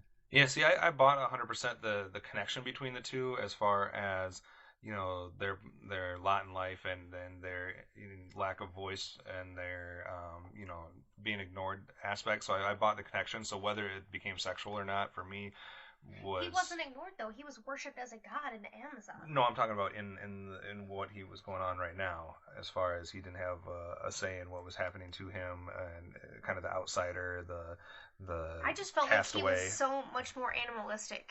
You know what I mean? So I couldn't buy a romantic relationship when he did show a lot of this animalistic nature, and not so much something that could connect with a human. Right. And what I'm saying is I buy the connection they have from a relationship standpoint. So whether it was romantic or sexual for me didn't really play a part in my thoughts overall for the film. Like I can still buy how they could connect as just individuals in a similar position that could relate to each other and have sympathy for and empathy for each other. So that's where that part kind of laid for me. But for me, going back to some of the other things, like whether there's tropes or not, or whether it is kind of unimportant to me because it's handled by a mastercraft when it comes to the art. So even if some of it was tropey or some of it was stuff that you've seen before, it was seen in a different way, and I think it was handled so perfectly in this case for Guillermo del Toro. I think this is probably one of, if not his best films. And I was surprised by Richard Jenkins. Everybody was talking about Sally Hawkins, and so I was expecting something from her, but I was not expecting such a phenomenal performance by Richard Jenkins. Not that I don't think he's a good actor, but I just hadn't heard as much about his performance going into the film, so I was really pleased by that. And I just think from an aesthetic standpoint that there's so much to enjoy from this. That's why it was in my top 10 as well at number 8. So in agreement, I think there's a lot to love about The Shape of Water. Let's go to everybody's number 1. It's that time already? We're flying through. We're at everybody's number 1. Matt, there's some anticipation. What do you got at number 1? My number 1 obviously has to be Ghost in the Shell. I'm a big fan of anime. I like robot. I mean, it's Star Wars, and it's going to be Star Wars as long as Star Wars happens. Whatever the Star Wars is my favorite movie, because Star Wars is my favorite thing. Like, if it's not, it's going to be like one of the most depressing segments of a show we've ever done. Or it's going to be like, holy crap, somebody finally did it. They made something better. But that's not going to happen. I mean, I saw this movie today for the 4th time. And if I had a slightly less chaotic work schedule, I probably would have saw it 6 or 7 times. Like, I love this movie. I like it more every time I see it. When I first saw it, I wanted to place it as my number 4 or 3 out of all, like, 12 Star Wars movies. But I think now it's number 2 or number 1. Like, I love this movie. I love talking about it. I don't want to say debating, but, like, I spent on Tuesday, I think it was Tuesday, I found out a supervisor wasn't a fan, and he and I just had a conversation for 45 minutes about, like, things they didn't like, things they did like, and how I can internalize it and like things that they didn't like. Like, I enjoy this movie. I enjoy the culture, although some people are definitely problems, and I'm going to keep going. I'm going to see. My plan right now is to see Solo 5 times that first weekend because I have 3 days off while it's released. So if you need any information or you need ammunition on how to defend different things about Last Jedi, or if you have a problem with any aspect of Last Jedi and you need to be corrected in any way, shape, or form, just seek out Matt on Twitter at Fridley. At me. All right, so Last Jedi love therefore. I have Last Jedi at number 12 actually, so I don't have it that far from my top 10 as well. I just have not had the chance to see it a second time yet, so brutal. That's my problem, I guess, with that. I don't know how to feel about that. Like, I thought that was a shoo-in for your number 1, so I'm a little... I don't know what my number 1 is. Nobody knows what my number 1 is. Amanda? I hope you do. Amanda, we're about to find out what your number 1 is, so go for it. So you can't figure it out? It's something that we've already skipped. Oh, we did? Yes. There's been so much skipping, I don't know who's gone where and what when. So much skipulation. What do you got at number 1? Guardians. Guardians, number 1? Volume 2. I Wow. had the most fun with this movie in the theater. I loved all the colors. I think that one of the deaths in this was so powerful, and I did not expect that from a comic book movie of this, this nature. And I think that it really, it geared me up for more in this, universe, I guess. I love the color. I loved the new characters that we brought in. I think that the CG and that type of work was really well done, and the only thing I wanted was more of the team together. That's it.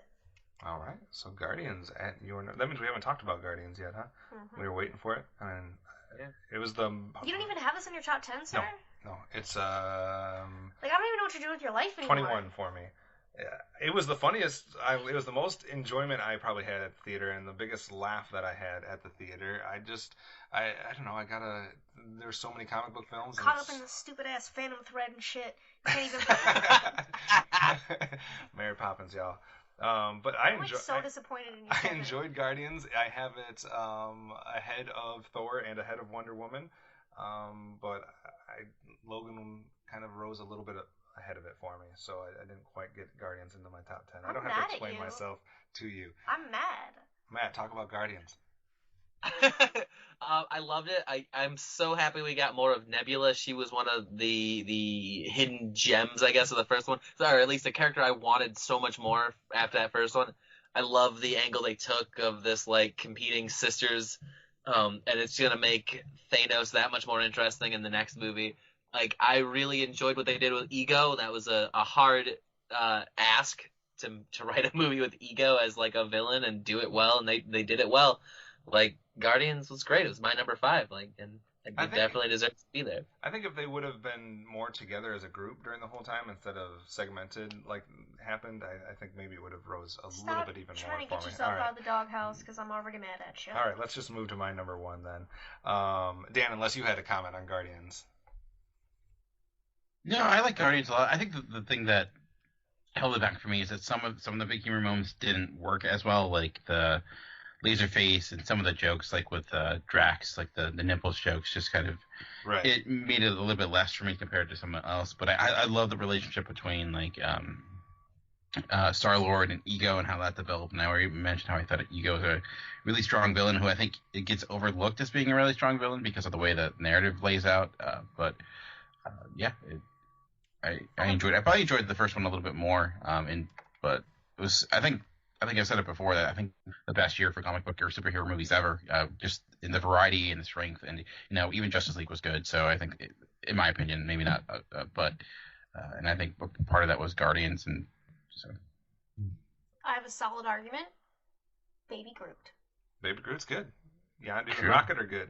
A lot of good aspects to it that add up to a fun ride for sure. It's definitely entertaining. I wouldn't buy it if anybody said that wasn't an entertaining ride. My number 1 the whole year was Wind River until this last month, and I figured, Wind River was at my number 1 spot, and there was something that was going to be coming out, towards award season that would bump it with a number of great movies that are usually released in November and December. And I saw most of those films, but none of them bumped Wind River out of that spot. Instead, a random movie that we just happened to watch bumped Wind River out of its spot. And my number 1 is from Todd Haynes, and that would be Wonderstruck. I just really enjoyed the heck out of this film. I think there's a lot of cool things to be said from characters that can't speak to each other. I'm going to say it wrong. Melissa Simmons and Oaks Fegley from Pete's Dragon, mainly playing the 2 of the main roles here. And I just think that there's a lot to love here from not just, I guess, in a way, a coming-of-age film, but in another way, just kind of coming to terms with things, like coming to terms with what your place is in the world. There's a lot of movies that have tackled kind of what your heritage or what your parents mean to you as far as where you belong in the world and kind of how that shapes you as a character, and I think this tackles that a lot.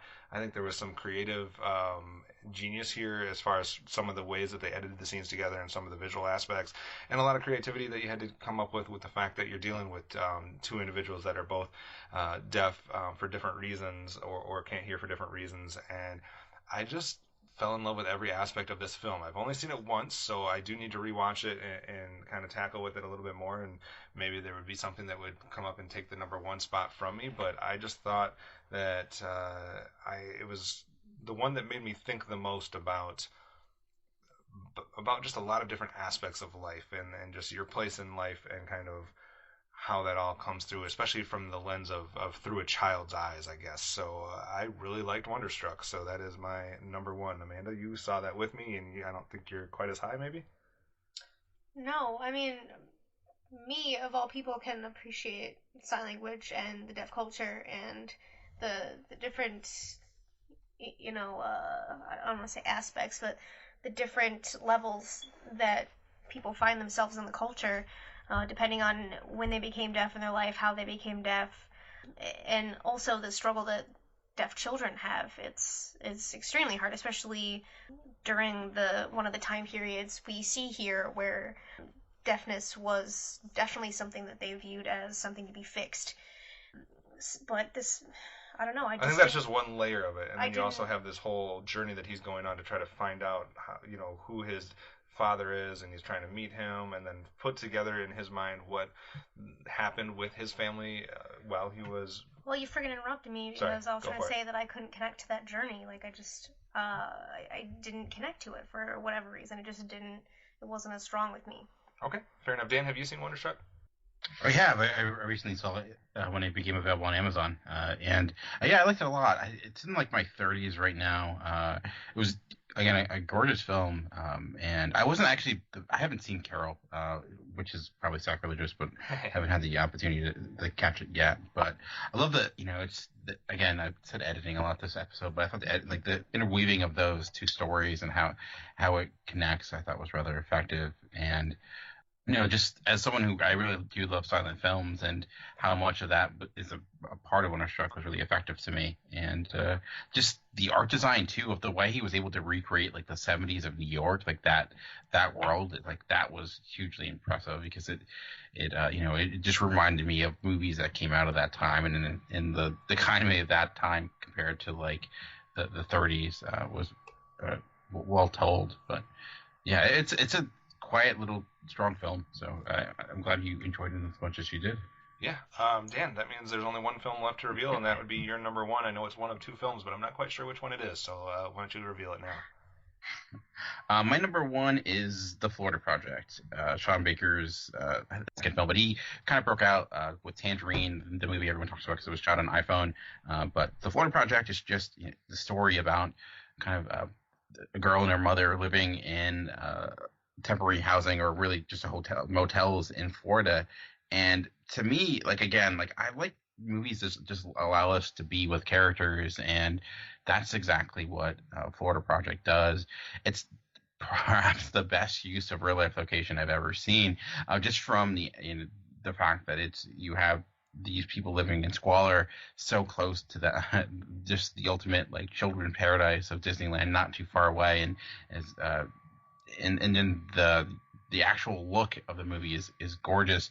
His use of non-professional actors, or at least amateur actors, Sean Baker's, is amazing. Like I was kind of really disappointed it didn't get a Best Picture nomination, just because I think more people need to see it.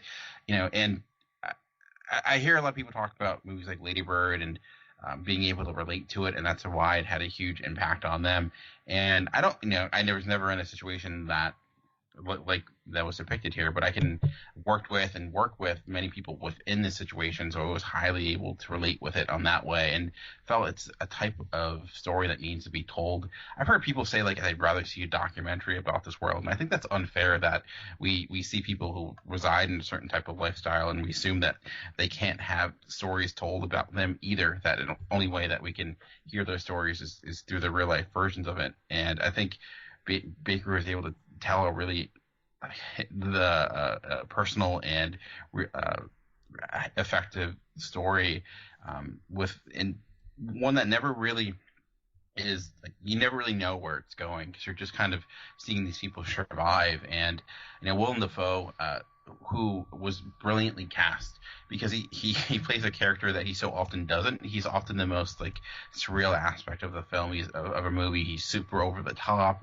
And here he just plays a normal guy, and considering the fact he's around people we've never seen before, he should stand out like a sore thumb, but he never does. He just becomes this caretaker that you just root for him. And I thought he was going to be this evil man that yelling at the kids all the time, but he ends up being this really kind soul in a really horrific world.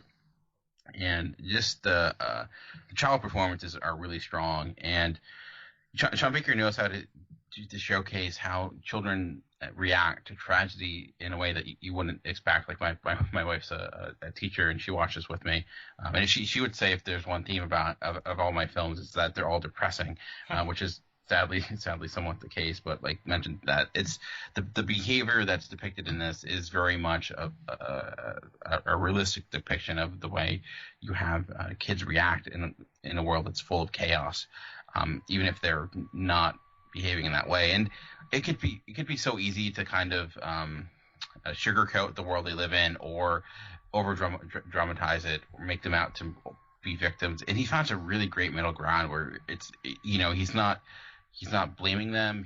But he's also not forgiving them or giving them an easy pass. You see people who make decisions they shouldn't, and the ramifications that have it, but they all come from, I think, some twisted place of love. But it's the more I think about this movie, the more it stayed with me, the more I love it. It's like some of my films are kind of close to one another, but the Florida Project for me by far my favorite film of the year, and like her to me is a film of the decade, and Florida Project right now is probably right underneath that for me. Wow.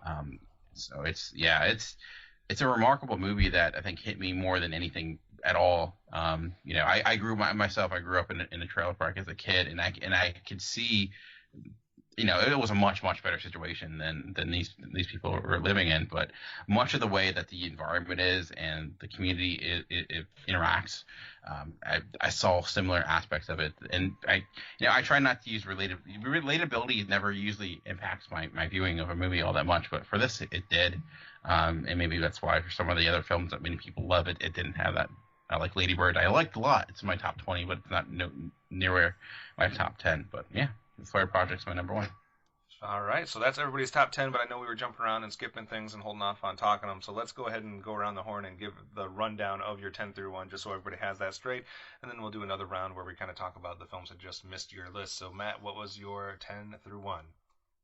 All right, my list is as such: Valerian, Pirates of the Caribbean, King Arthur, Wonder Woman, Logan, Guardians of the Galaxy, Spider-Man, Thor, Murder on the Orient Express, and The Last Jedi.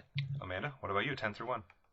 I have 3 Billboards Outside Ebbing, Missouri, Wonder Woman, Justice League, Thor, Ragnarok, John Wick Chapter 2, Logan, The Mountain Between Us, Hostiles, Wind River, and Guardians Volume 2. All right, for my 10 through 1, it was Phantom Thread, Logan, The Shape of Water, 3 Billboards Outside of Ebbing, Missouri, Goodbye Christopher Robin, Brigsby Bear, War for Planet of the Apes, The Big Sick, Wind River, and Wonderstruck. Dan? My number 10 is Lane 1974. Number 9 is Nocturama. Number 8 is Good Time. 7, After the Storm. Logan is number 6. The Red Turtle, number 5. Dunkirk, 4. Personal Shopper, 3. The Shape of Water, number 2. And The Florida Project is my number 1. All right, Matt, I know there was a couple of films that didn't quite make your list. What were they? Ghost in the Shell and Justice League. All right, so just because there wasn't enough spots, or because you genuinely didn't like those 2 films? I didn't hate any of the films I saw this year. I really wanted to put Justice League as number 10 as like a show of good faith, but I didn't enjoy it as much as Valerian. I will say that you could definitely feel that the 2 directors and that Joss Whedon was definitely more to my taste. Fair enough. Amanda, honorable mentions, you want to just give us your 20 through 11? Well, we covered a few of these, so I'll just shout out to Baby Driver, It, Mudbound, Gifted, Get Out, and a Netflix movie, What Happened to Monday. All right, fair enough. My 11 through 20 would be Lady Bird, Star Wars The Last Jedi, Get Out, It Comes at Night, Blade Runner 2049, I, Tonya, Hostiles, Personal Shopper, Detroit, and Boys in the Trees. Dan, what did you have for your honorable mentions? My 11 through 20 are Get Out, Columbus, The Big Sick, Wind River, The Marriage Stories, which is much better than I ever anticipated, which almost made my top 10. I was going back and forth with that. The Killing of Sacred Deer, Star Wars The Last Jedi, Lady Bird, I, Tonya, and The Leveling is number 20. All right, just one more chance to kind of close the book on 2017. We talked about it a little bit, but let's try to summarize how the year was for movies for us. I know one thing that kind of came out during the countdown was that it was a good year for comic book films. I would argue that it was a good year for blockbusters in general, especially compared to maybe a couple years previous where we've had a lot of duds that were coming out for the blockbusters, but you had 4 or 5 comic book films that easily were effective for a lot of people. You had War for the Planet of the Apes. If you consider Dunkirk a blockbuster, you had that. You had obviously The Last Jedi. Quite a few things when it came to some of the big budget films. Beauty and the Beast early on in the year was well received. So Dan, was this a rebound as far as the mainstream blockbuster fare of 2017? I think so. I think, like I mentioned, I thought comic book movies were pretty strong this year. I think the one glaring hole this year had was like there's not a lot of great comedies, or wasn't really Right. like specifically just like, yeah, we talked about The Big Sick, but I'm like more just comedy, like all out comedies, not ones that are, drama or anything of that nature. I think that's probably the biggest hole this year had. But yeah, I mean, we talked about the Apes films, even some of the earlier, I mean, like even the Fast and Furious was fun enough. I mean, obviously there were some really awful movies and some disappointments here and there, but yeah, I thought it was a pretty strong year. I forgot one of the disappointments when we were listing them off last week in our episode. I forgot to list the Snowman as one of the bigger disappointments as well. Amanda, I maybe this is just me because I'm not as in tune with the genres, but I felt like when it came to horror films and maybe some of those like suspense or thriller type genres, that there was a lot more to offer this year than we've gotten in some of the past years with a lot of the things that you've seen over the course, even some of the ones that probably you've seen that I haven't seen, but Get Out, It Comes at Night, and then there was a bunch of other ones that were more kind of maybe on the thriller aspect. But did you feel like it was a good year for those types of genres? Yeah, I think there was some innovative stuff like Get Out and It Comes at Night.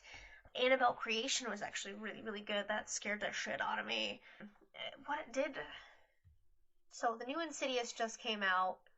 What else? Oh, A Cure for Wellness. I think that was high on the creep factor and something that you knew going into it was going to be scary and freaky. I think that as much as the turn disgusted me, I think that it up until then was a solid thriller horror movie where you're trying to figure out, what is the malevolence here. So I think there was some pretty good stuff, but I'm definitely looking forward to the new NCs that just came out and things that are coming out this year. What about you for just the year overall? How was your 2017? Like we said, you personally probably saw at least 120 films. Was it an enjoyable ride throughout the year? Did you have more that you liked than vice versa? And how did you feel was the year overall? I think that yet again, Del Toro kind of gave me something that was beautiful, but the story disappointed me. So that was kind of on the rough end. But I had a lot of surprises here. But I think the ones that surprised me that I liked really heavily affected me, and it's stuff that you can't just you're changed by. Definitely, I think that's something that happened this year, was things that moved me. Yeah, there was a lot of heavy topics that were tackled by quite a few films, whether it came to, like we talked about, being outsiders or being outcast and kind of trying to find a voice. There was a lot of, I guess, racial or sensitive films that came out that were kind of exploring different aspects of that, even that we saw from some of our top 10 films with like 3 Billboards, or people were mentioning like Get Out, or I had Detroit in my top 20, so there was a lot of that going on, so a lot of maybe... there was racial stuff in 3 Billboards?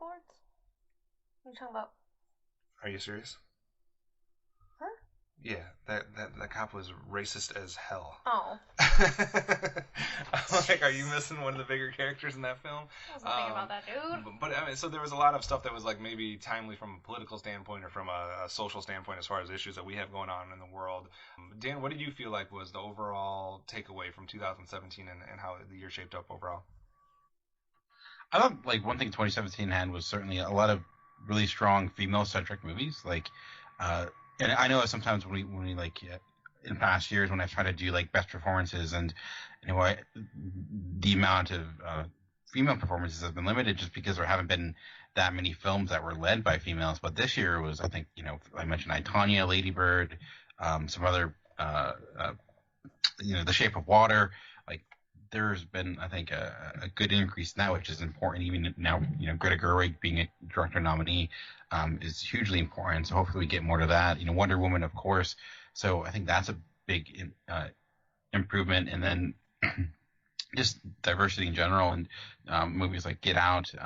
That's obviously one example, but hopefully it leads to more. We're getting Black Panther in 2018. So I think it's like 2017 might be looked back upon hopefully as like a stepping stone year, where a lot of those barriers that were unjustly up for many years finally started to come down, and the results of it show that movies are better because of it. So hopefully we get more of that moving forward. Dan, another question that I wanted to bounce off you first here, because I know you do a lot of streaming as well. But where do you think we are in the landscape as far as films that are coming out, on Amazon, on Netflix, or other streaming services? Because before we had very few of them, or if they did, they were, not looked upon with a lot of attention. They didn't get a lot of attention when it came to awards or just in general. Are we turning a corner yet with that, and with how some of those streaming services are starting to treat the films with pushes to get them in theaters for a little while, or where do you think we are in the landscape when it comes to streaming versus theater visits? I think it's slowly turning the corner. I mean, I was surprised by the amount of some nominees that Mudbound got. Like it seemed like it for like many of the other award shows for Oscar nominees, I should specify. So I think it's turning the corner. I think there were a lot of strong, like Netflix, I thought had a really good year. They had a lot of good movies. I talked about, some of them are already with the Marriage Stories. There was I Don't Feel at Home This World Anymore. I mean, honestly, I've already saw one of my most anticipated 2018 movies because it was already available on Netflix, shortly after being released from Sundance. So I think Netflix is making some good decisions when it comes to what films they have. But I think the other piece will be, one, can Netflix market them, because they seem to really stink at that. But I think something like Manchester by the Sea, which was produced by Amazon, was a big reason behind that. Now we're seeing that more. Big Sick is another Amazon movie. Your number one, Wonderstruck, was produced by Amazon. So it's becoming, I think, more and more the key. Hopefully soon we'll finally see like a Netflix movie worthy of and nominated for Best Picture. But it still seems like there's much more. I still think that the Big Sick should have been nominated for Best Picture, but it didn't. I don't know if I don't think having Amazon with it had any baggage, because Amazon actually does release all their films in the theater, unlike Netflix. But I think it's, 10 years from now, I think it's going to be more the norm than more the abnormality. Right. Matt, how did 2017 shape up for you in comparison to previous years that you've been doing lists and podcasts, 2016, 15? How did 2017 shape up for you? Ooh, well, I didn't see nearly as many movies as the previous 3 or 4 years. So I feel like I can't even really talk. I think that the superhero movies were the best we've had. Well, I guess, I enjoyed it all. The superhero movies were better than the previous selections. The Star Wars movie was the best that we've had since Disney took over. I didn't see enough. I know that. My list of my want to see list is larger than my list of actually seen. But what I did see, I enjoyed, and so I'm gonna try to do better next year. Yeah, I think I'll echo that, and along with what Dan said too, I think it was an enjoyable year. I think there was a lot of films that you could recommend to people. It's one of those things where even if you don't have something that really stood out as like a blow you away type thing, which maybe you didn't, but I think there's easily 30, 40, and maybe even 50 films for people that you would rate highly or recommend to people. So, and Matt, interesting that you talked about that list of things that you wanted to see versus what you got to see, because that will coincide with one of our 2 episodes coming down the pike here. Because next time we will be talking about our box office, but after that we will be going into our most anticipated films of 2018 and a quick look at maybe some of the 2017 most anticipated and how that worked out for us overall. So those are the 2 episodes that are coming up next. So if you want to get the lowdown on what to keep your eyes open for in 2018, definitely check out our next 2 episodes. But this kind of closes the book for 2017. If you want to continue the conversation with any of the films that we've been talking about, or ask people questions about some of the films they had on their top 10, you can do that by tweeting directly to us. Amanda, how would someone ask you a question on Twitter? You can hit me up at Hard Candy Mandy, eyes, no eyes. Matt, if they want to question your Star Wars expertise, what do they got to do? I'm at Fridley Set. At me, bro. All right. Dan, what's your Twitter? I am at Movie Revolt. And mine is at Optimus Solo. Or if you just want to give us a question in general, you can tweet the whole show. That's at Cinema Geekcast. You can also go to the website, geekcastradio.com, and keep up to date with all the things going on there. They have their 2017 awards that are coming up on the website, as well as some announcements on what to expect overall at the network in 2018. So definitely keep an eye open for those things as well. So next week, we make our box office predictions. Amanda, you ready? No. Matt, you ready? Nuh-uh. Dan, ready? Sure. Now I'm going to lose. So. So that will be fun. We might even have a different twist to add to that you guys haven't seen from us before. So keep on the lookout for that. But until then, that does it for this week. Tune in next time for another chance to listen to the Cinema Geeks.